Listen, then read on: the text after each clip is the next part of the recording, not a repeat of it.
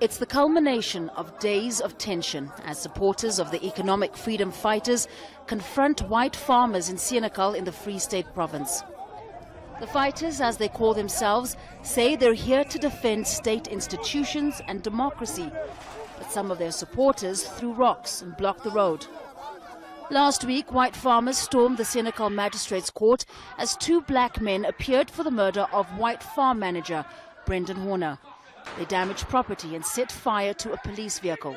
We are going to stop them to do as they wish, but not to confront them. We are here.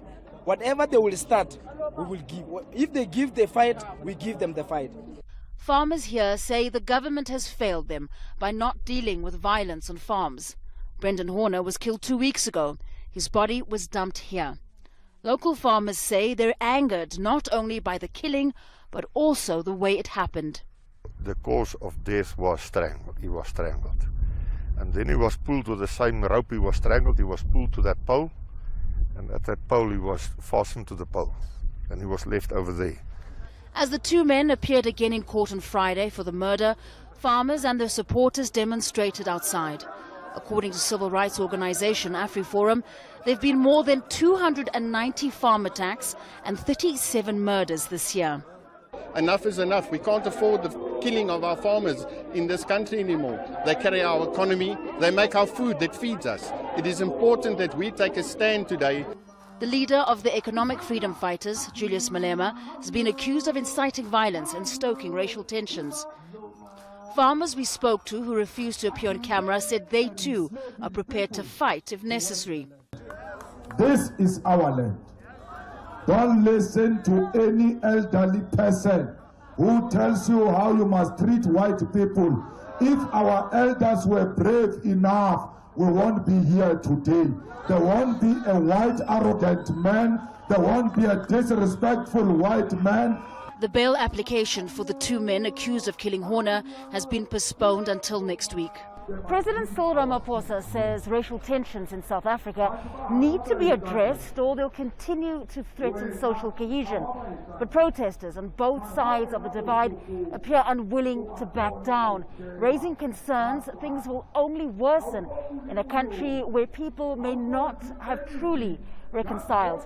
Famida Miller, Al Jazeera, Senekal in the Free State. Well, ladies and gentlemen, welcome back to 10 Minutes with Kuhle. I'm your host, Kuhle Maseko.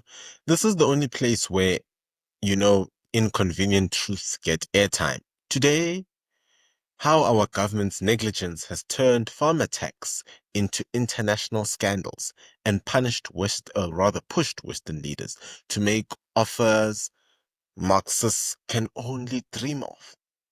Now, I'm going to break up this show into segments so that you actually understand what is going on and it's easy for me to actually explain this show. So we'll start off with the U.S. intervention. The U.S. State Department's DRL report confirms what AfriForum has been calling a crisis, and that just came out today, by the way. Farm attacks are not ordinary crimes. They are brutal terror-style assaults. In 2023, there were 296 and 49 murders in 2024. That rose to 55. Victims, often elderly, isolated. Police responded slow. And, they took their sweet time, as we often know them to take their sweet time. Because, the only thing faster than the police is the rate at which crime happens in this country. Now, enters President Trump declaring these Afrikaner farmers refugees, calling it genocide, and fast-tracking the first group into the US, which we saw happening a few weeks ago. This isn't compassion, it's a geopolitical indictment of ANC's failure. Now, ladies and gentlemen, I just want you to watch this video, which explains what I've just said in segment 1 about the refugees. And then the next segment we'll be talking about Australia.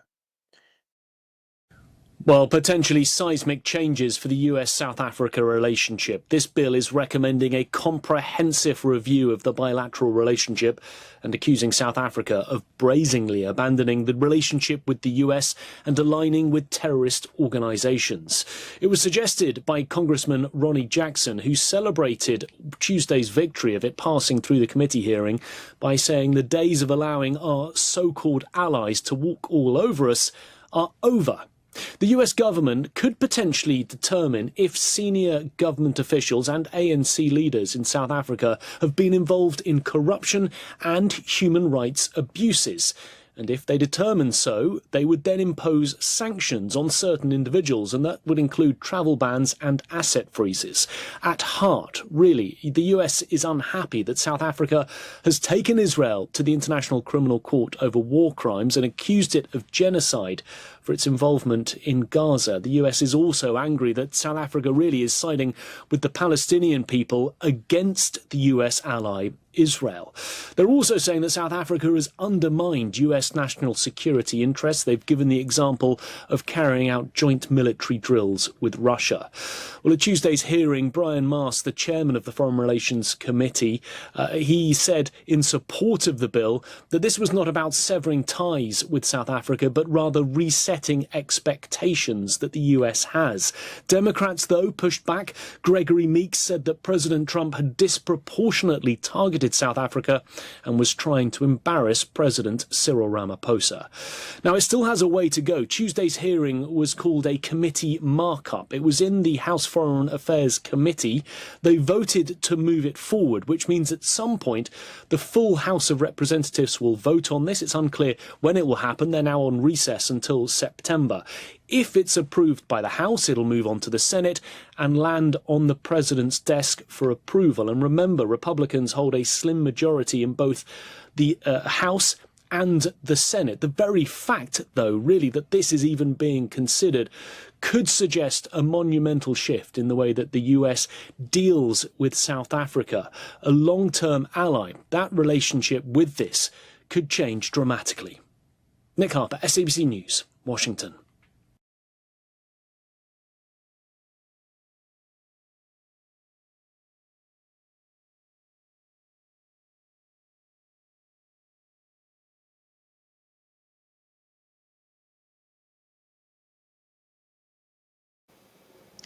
Now, in segment 2, we're going to discuss the international alarm bells that have been raised.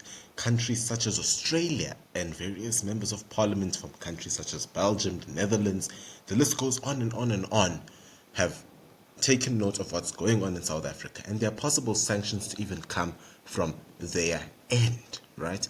Now, I want you to understand that I'm going to highlight Australia here specifically because, well, that is the story or the part of one of these nations that actually interested me out of, the US. Now, Australia's discussions, echoed similar sentiments, right, that we saw in the US. Peter Dutton, an Australian MP, has been against the diplomatic protocol, as well as he's also said that Australia should offer sanctuary to white farmers, citing horrific circumstances only to be resoundingly admonished by Pretoria. Sound familiar? Like ABC or, Al Jazeera or The Guardian? Now, these offers aren't charity. They're protest signals, failures of governance, rising violence, and racial tensions that are being brewed by Julius Malema, singing Kill the Boer. I've gone on and on and on, where I've shown you what Kill the Boer chant has done.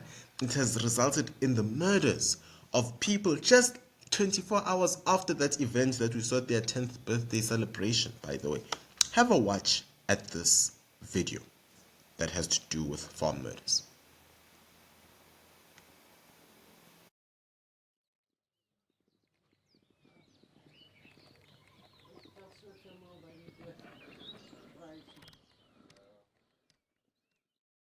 Ek het hier by die venster gestaan.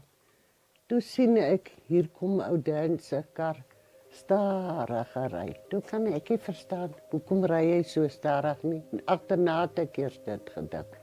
Toe gaan hy uit en dit was net Lankie toe kom Elsabie verby.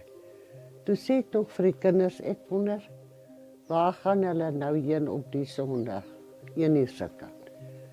En toe die kar daar, hier reg oor die huis het, die kar doodgerak, Elsabie se kar. En toe sê ek nog, ek weet nie hoe ry Elsabie vandag nie, dis moet sê hoe sy ry nie. En ek het ook nie gedink om te kyk nie, jy weet. Want ek meen, dis dan hulle wat nou ry. Het is hulle kar.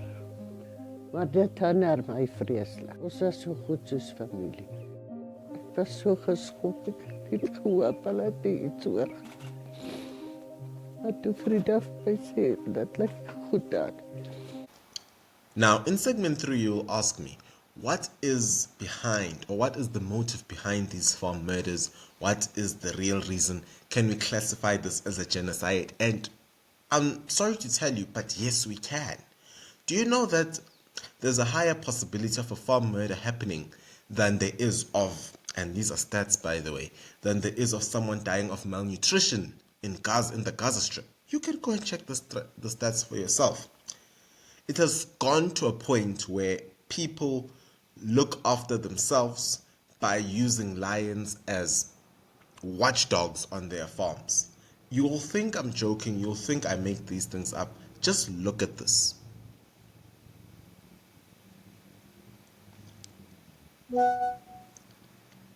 Now, yes, this data is, obscure. The real issue is rural crime is driven by poverty, isolation, evil race relations, as well as political elites.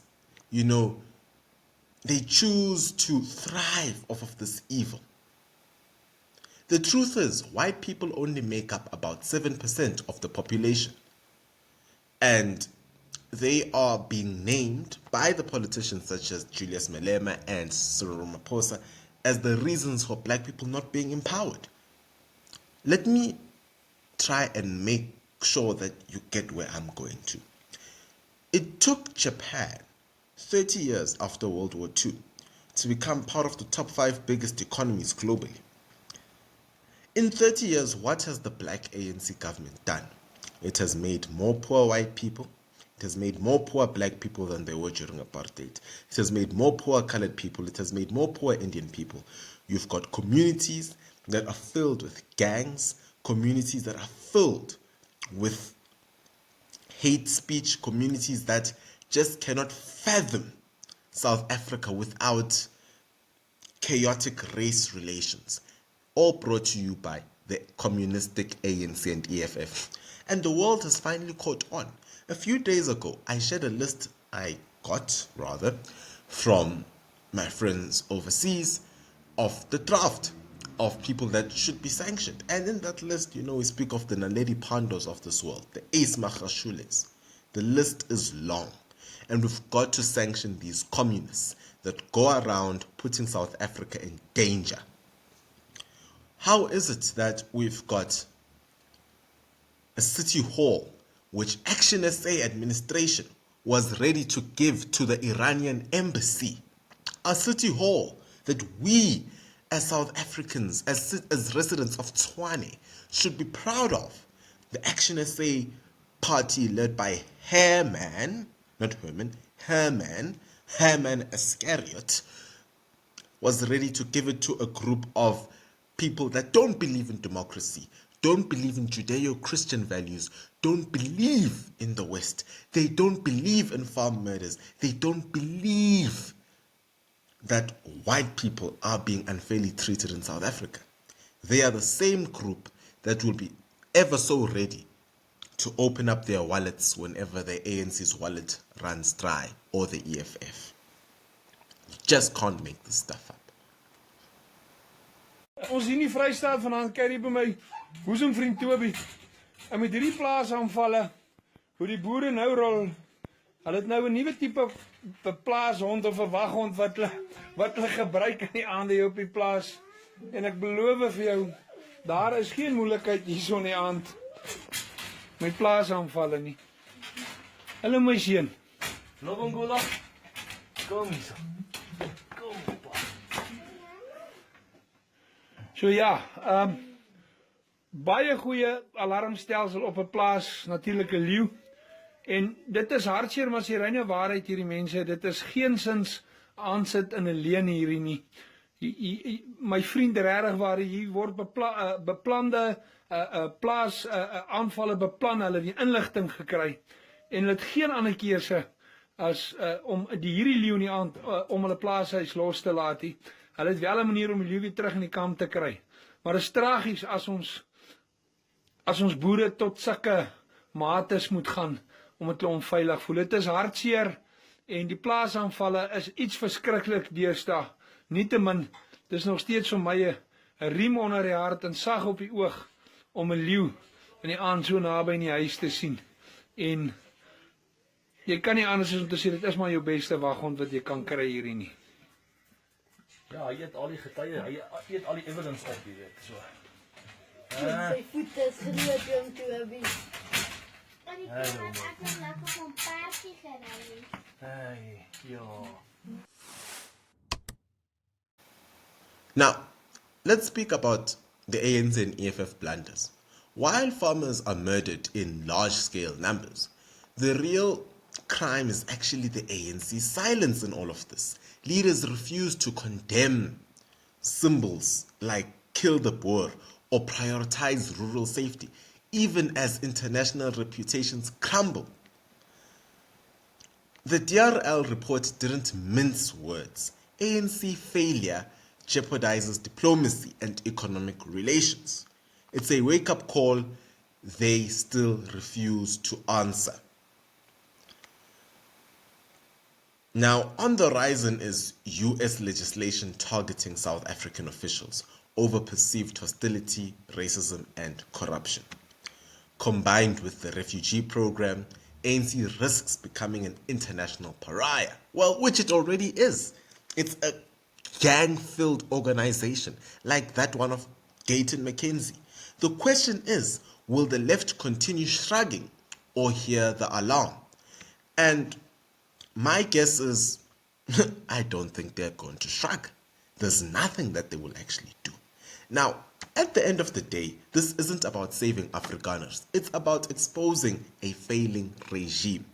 When allies offer refugee, that's not solidarity. It's a verdict. And the verdict is written by the blood of innocent citizens and the silence of their protectors, in this case being the EFF and the ANC. Ladies and gentlemen, that brings me to the end of today's video. Now, as always, as a recent culture here at 10 Minutes with Kuhle, I put a video at the end of this video. So stick around to check the video at the end of the video, if that makes sense.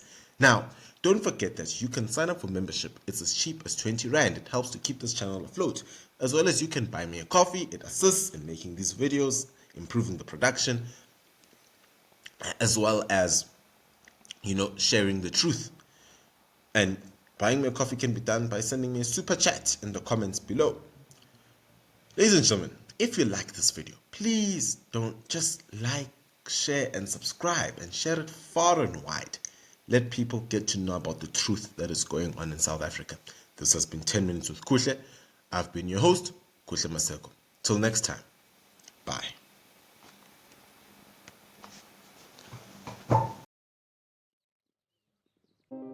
On July 26, 2020, a phone call from a concerned family friend led to a grim discovery at the house of Elzebie, Breggie, and Danny Brand.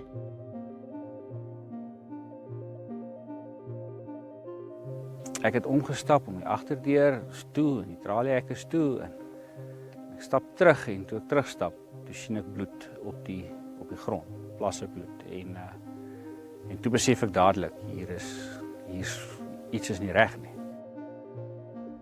A community search for the family immediately began. But sadly, the search ended tragically the following day.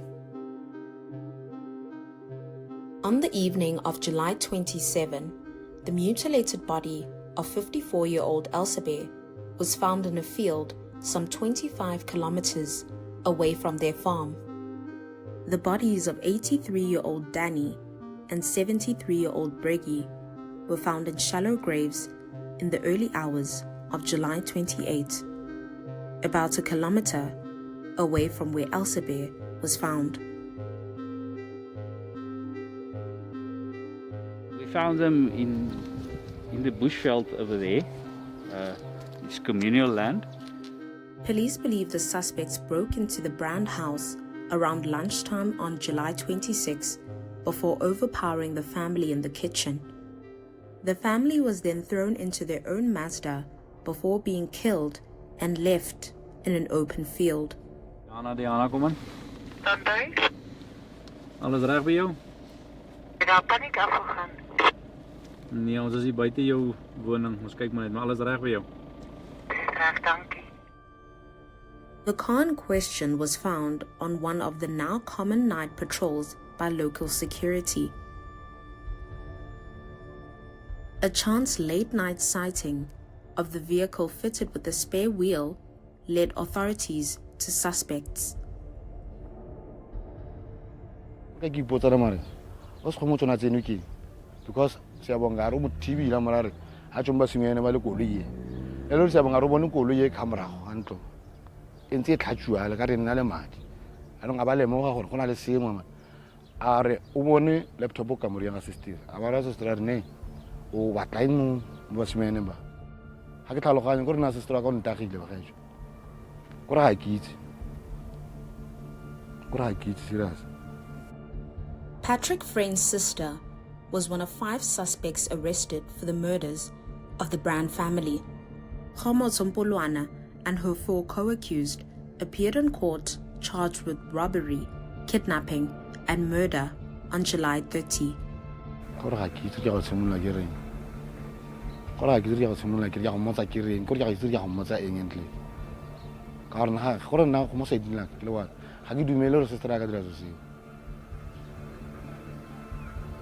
Ana kituru alanga motsa re ntle ke go dira getseng go tlile jang ba ba ine ba iri ala lo rona le ting ha kituru a tla nna nnete le nna ro ka mpolela maka go ga kitse go re ipotsa mare gore amare sister ka dira ana mare ela ga le motho ga mo itse mare ga ke shoma gore na ke shoma ba tshwana ke tla re batho ba shule batho ba ke bana ba batho le bona. The local farming community was left stunned and angry. Mense buite moet verstaan hierdie ding, alhoewel dit 'n gemeenskap nader bring, dit maak 'n gemeenskap seer. Fisies daar's mense wat agterbly wat weer die stukke van hulle lewe moet optel. Hundreds of local farmers took to the streets on July 30 to protest the family's murder. Op hierdie stadium is dit 'n gemengde gevoel. Dis 'n gevoel van mense wat kwaad en hartseer is en wil weet hoekom. Hoekom moes hierdie mense gesterf het as hulle gesterf het? En hoekom is hulle aangeval? Wat is die rede? Die mense wil graag weet. While the suspects stand trial, family and friends of the Brand family are left confused, heartbroken, and afraid. En ou Dan het elke oggend dan loop hy hier verby en dan groet hy en dan gesels ons. As hy nie by hierdie hekkie staan nie, dan staan hy daar so. Maar ons elke oggend en elke middag by so geloop.